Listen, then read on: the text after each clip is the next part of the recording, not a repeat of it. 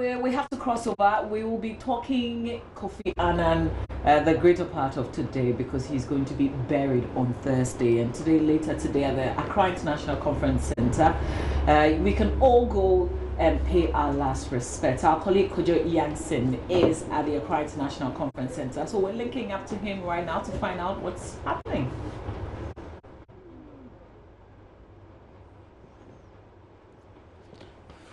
Those activities, that ceremony begins today, Tuesday, here at the Accra International Conference Center, where members of the general public will have the opportunity to file past his body and pay their final respects.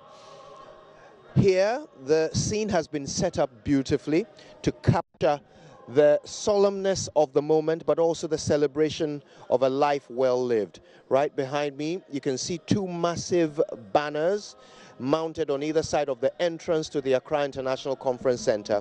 They've chosen a perfect photograph to depict the soft eyes and the gentle demeanor of the man who for a long time was tasked with steering the world away from war and towards peace. A job which he carried out with aplomb.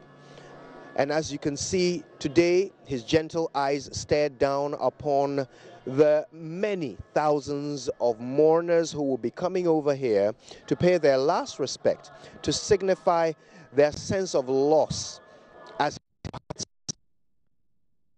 but it certainly, in the opinion of many, made a better place. So today we expect several people from all walks of life to take the opportunity to come here to the Accra International Conference Center to walk past his body and to celebrate his life. To my right, you will see that they've set up some chairs. This is for those who wish to stay a bit longer, who wish to pay their respects, to relax in a comfortable atmosphere under the black canopies, where they will be seated, enjoying the pageantry of this ceremony.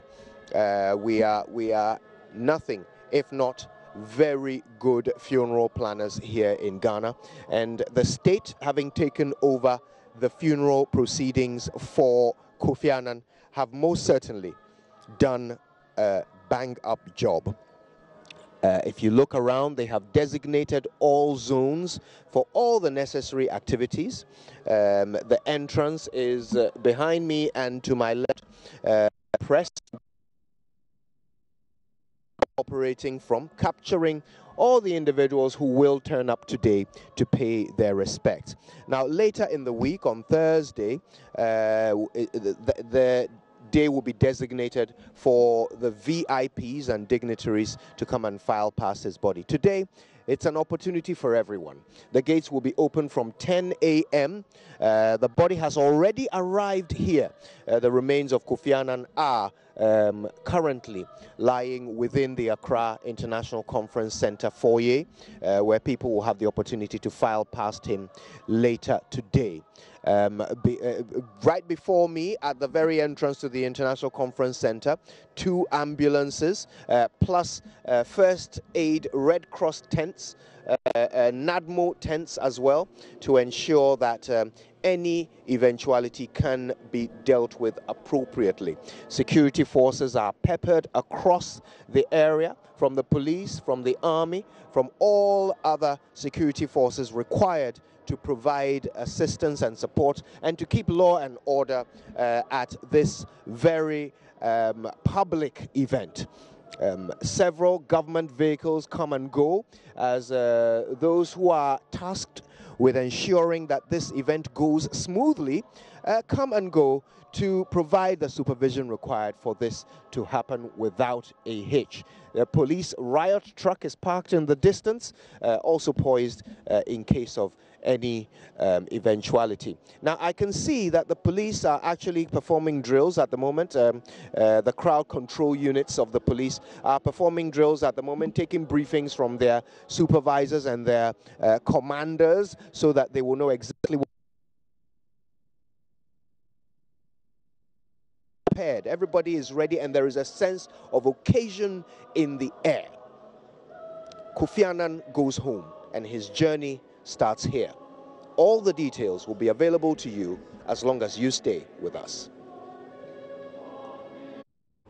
Well, Kujo, that's great interaction there, trying to give us a vivid picture of what the atmosphere is like at the Accra International Conference Center. Yeah, what you should expect, though, is a lot more tributes, persons paying tributes to a fallen icon. And here's one from the NDC's Alhaji Hudu Yahya.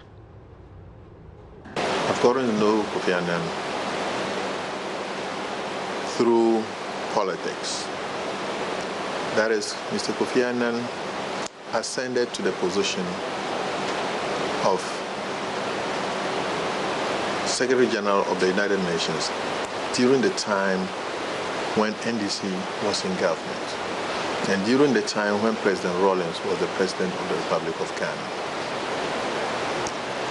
And the role that President Rawlings, as President of Ghana and as head of government, a leader of the NDC, he led NDC to play in terms of promoting Mr. Kofi Annan amongst other contestants, to be elected the Secretary General of the United Nations. That was how I got to know Mr. Kofi Annan. Mr. Kofi Annan has been a career diplomat, but who was born and bred in Ghana, attended Mfasipum Senior School, and has put that school on the map of the world, because that has produced him.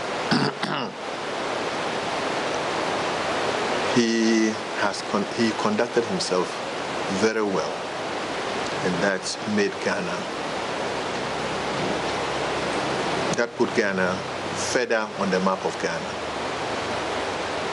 He was the first black African south of the Sahara to ascend to that position.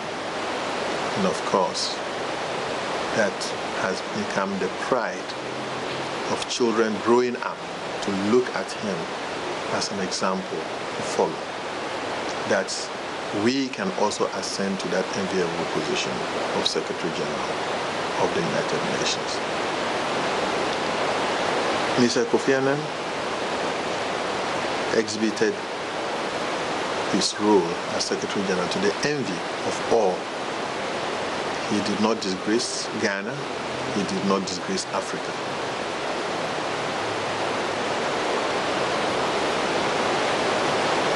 People who may have had doubts about the performance of an African in that position, definitely he cleared those doubts. That at no time should an African, a black African, and for that matter, be doubted in the performance of any international assignments. You can see that after his term, he served the 2 terms to the fullest. After that, he has been assigned a lot of international difficult duties, including the case of the Rohingya Muslims from Myanmar. Say that he did not disappoint not only Ghana, but the whole world. Well, that's Hudu Yahya of the NDC, and many statesmen have been also commenting on the passing away, but it's not only because he's passed, but because of the great strength and fortitude, as well as the discerning character that he had. He was somebody who really was not afraid to speak his mind, even though he spoke softly. Yeah, absolutely. And we'll be remembering Kofi Annan, the man he was, what he did for us as a country. I mean, a lot of people have talked about the fact that they go outside the country, far away from Ghana, and the moment you mention Ghana, the first name that comes up is Kofi Annan. His name is mentioned alongside Kwame Nkrumah most of the time when you hear stories being told about experiences outside the shores of Ghana. Yeah. Well, definitely. But please make sure that you stay with us throughout the rest of the day on the channel. But we have to do the transition and bring you some entertainment highlights. And Becky is around with the latest on AM Showbiz.